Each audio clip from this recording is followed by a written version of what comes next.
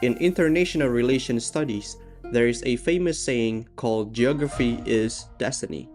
This idea perfectly describes the condition of a country in East Asia called Mongolia. Take a look at this map.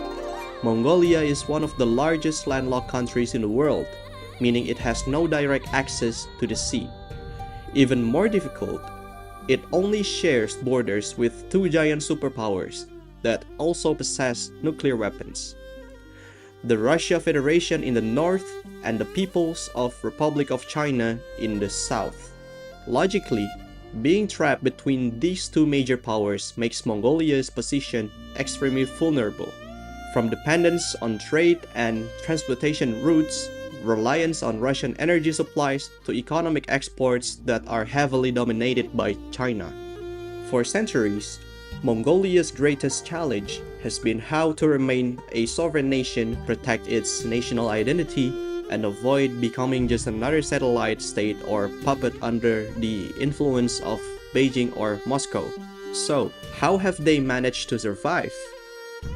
The answer lies in their past. When Mongolia's modern military strength and economic capacity could not compete with Russia or China, they activated a hidden weapon stored deep within their national memory, which is history. So let's go back to the 13th century. Under the leadership of one of the greatest conquerors in the human history, Genghis Khan, the Mongol nomads successfully united rival tribes and built the largest land empire in the world had ever seen. Their territories stretch from East Asia all the way to Eastern Europe. For much of the world, memories of the Mongol Empire are often connected with bloody conquest and war. But for modern Mongolia, this collective memory represents pride, resilience, and the peak of their historical greatness. Now, this is where our main questions begin. How is this romanticized memory of the past revived not only for nostalgia, but transformed into a rational foreign policy strategy in the modern era? To understand this unique phenomenon, we cannot rely only on traditional realism theories that measure power based solely on military size or nuclear weapons. Instead, we need to analyze it using two international relations theories that focuses on non-material power. First, we use constructivist theory, popularized by Alexander Wen.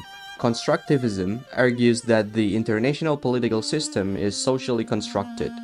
This means a country's national interests and actions are strongly shaped by its identity, how it sees itself, and how it wants to be seen by the outside world.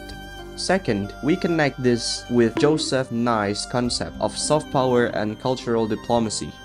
Unlike hard power, which forces others through military strength or economic sanctions, soft power is the ability of a country to attract, influence, and persuade others to cooperate voluntarily through the appeal of its values, culture, and positive image.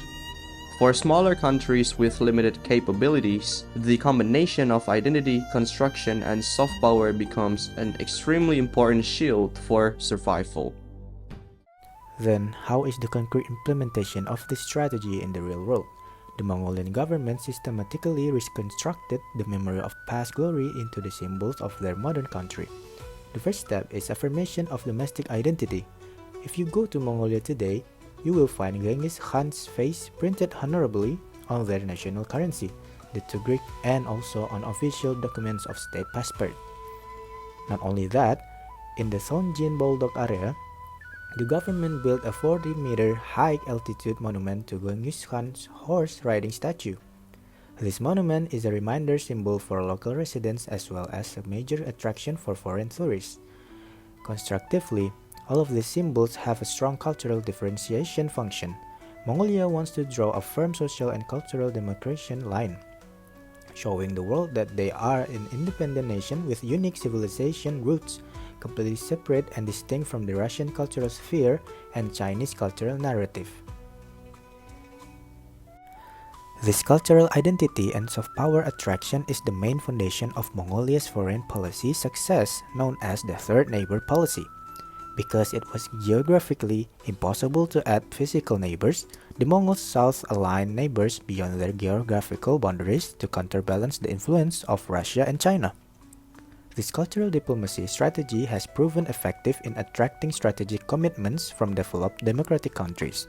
For example, the United States now regularly conduct an annual joint military exercises on an international scale with Mongolia called the Khan Quest.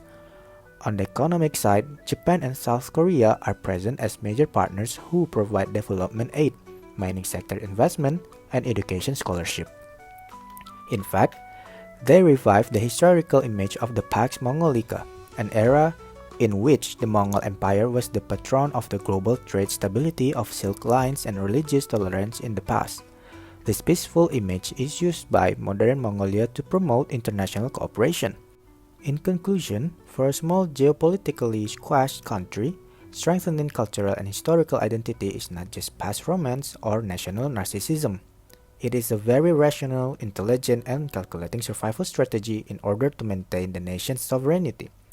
What do you think? Can this strategy of using history be imitated by other countries? Write your opinions in the comments column. Thank you for watching. See you in the next analysis.